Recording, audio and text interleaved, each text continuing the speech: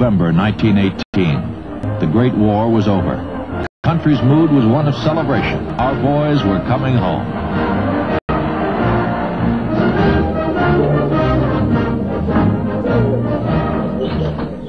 Many believed we had fought the war to end all wars.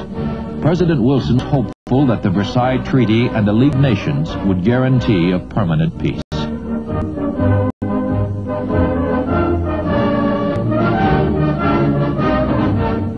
It had been a terrible war. 100,000 doughboys died. Those returning on the troop ships in 1919 were trying to forget the trenches of France.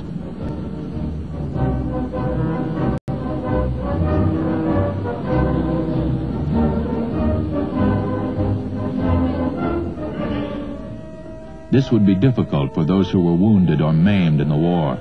For them, the adjustment to civilian life would be long and bitter. Forgetting the horrors of the war would take time. In 1919, President Wilson suffered a stroke while campaigning for passage of the League and the Versailles Treaty. By 1920, the president's hopes also had become victims of the war. When the Democrats met in San Francisco that summer to nominate their candidate, they were weary of Wilson and his sermons of duty, obligation, and national mission. Eager for change, they chose a popular Ohio governor, James Cox, to be the party's standard bearer. His vice presidential running mate was a bright and promising politician from New York, 38-year-old Franklin Delano Roosevelt. The Republicans knew they had a good chance of winning. When their Chicago convention seemed deadlocked, the party bosses met in a smoke-filled room and chose a man they could control, a man who would offend no one, Ohio Senator Warren Gamaliel Harding. He had no particular qualifications for being president except that he looked like one. One party boss warned, "Don't let him make any speeches. If he goes out on tour, someone is bound to ask him questions, and Harding's just the sort of damned fool who will try to answer them." So Harding stayed home for a front porch campaign and appealed to the country to return to normalcy.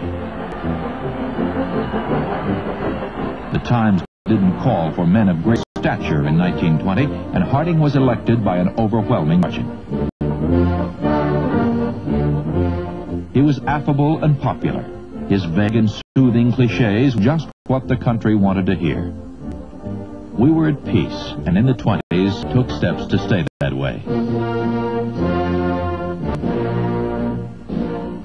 In 1921, the Washington Naval Conference agreed to reduce naval armaments, and in 1928, 62 nations would sign the Kellogg-Briand Pact outlawing war.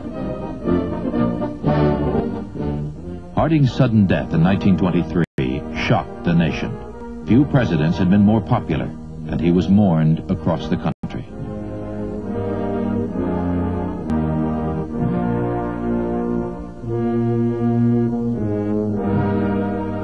And the presidency passed to Calvin Coolidge.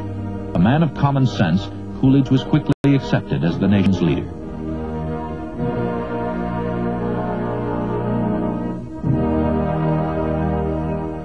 Coolidge was born on a Vermont farm. Although he celebrated his rural origins, his administration would be known for its support of big business. "The business of America is business," he said, and most of us agreed. Within weeks, evidence of corruption in Harding's administration came to light. Attorney General Harry Doherty was found guilty of graft. Teapot Dome was an even bigger scandal. Government oil fields in Wyoming and California had secretly leased to private developers. Senate hearings found Secretary of the Interior Albert Fall guilty of accepting bribes and kickbacks, and he was sentenced to jail.